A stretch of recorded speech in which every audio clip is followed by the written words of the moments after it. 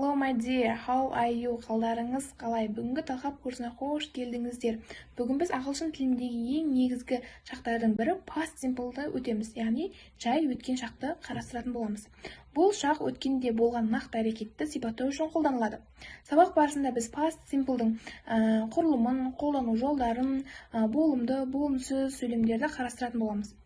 Жалпы past simple өткен шақтағы әрекеттерді және оқиғаларды сипаттау үшін қолданылады. Етістіктердің өткен шақта формасы тұрақты және тұрақсыз болып екіге бөлінеді. Тұрақты дегеніміз етістікке тек иде жалғауын жалғаймыз. Яғни play, played, work, worked деген сияқты. Тұрақсыз етістіктер. Бұл етістіктердің формасы өзгереді. Оларды жаттап алу керек. Мысалы go, went, see, so. Яғни бұларды жаттап алып солай қолданылады. Құрылымына келетін болсақ, subject, plus verb. For example, I played football yesterday. Мен кеше футбол ойнадым. She went to the park. Ол саябаққа барды. Осы секілді. Енді past simple'ды қолдану жағдайларына келетін болсақ, firstly, өткенде болған нақты әрекет, яғни белгілі бір уақытта орын алған оқиғаны сипаттау үшін қолданылады.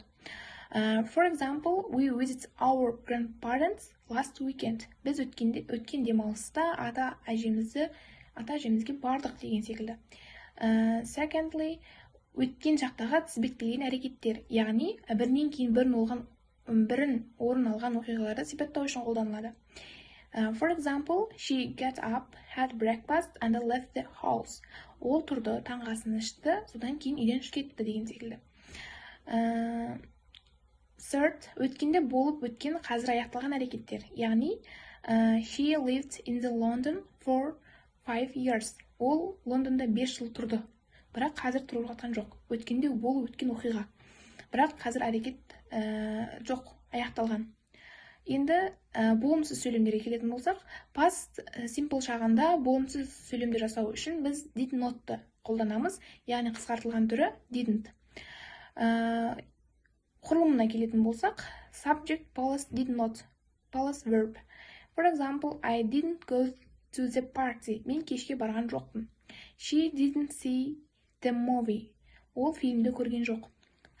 Ең маңызды ақпарат болымсыз сөйлемдерде етістіктің негізгі түрінде болады. Өткен шақ формасын қолданбаймыз. Сұраулы сөйлемдерге келетін болсақ, сұраулы сөйлемдер жасау үшін біз did көмекші етістігін бастауыштың алдына қоямыз. Құрылымы мысалы did plus subject plus verb. For example, did you go to the park? Сен саябаққа бардың ба? Did she see the movie? Сен фильмді көрдің бе деген секілді. Ол кезде сұрақтарға жауап беру үшін біз былай жауап берсек болады. Yes, I did. No, I didn't. Yes, she did.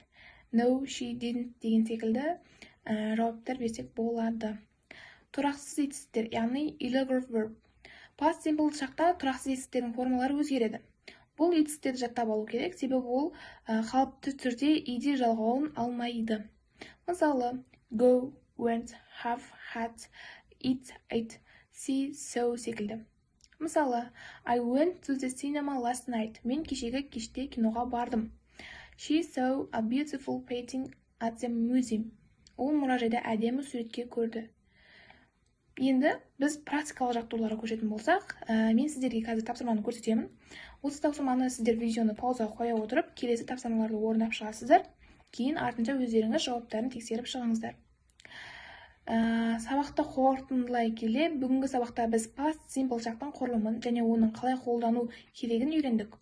Бұл шақ өткенде болған нақты оқиғалар мен әрекеттерді сипаттау үшін қолданылады. Үйге тапсырма ретінде өткен шақта әрекеттерді сипаттау үшін сөйлемдер құрастырып көріңіздер өздеріңіз машықтандырып, осы past simple'ды жақсылап үйреніп алуға кеңес беремін. Келесі сабақта кездескенше. Сау болыңыздар.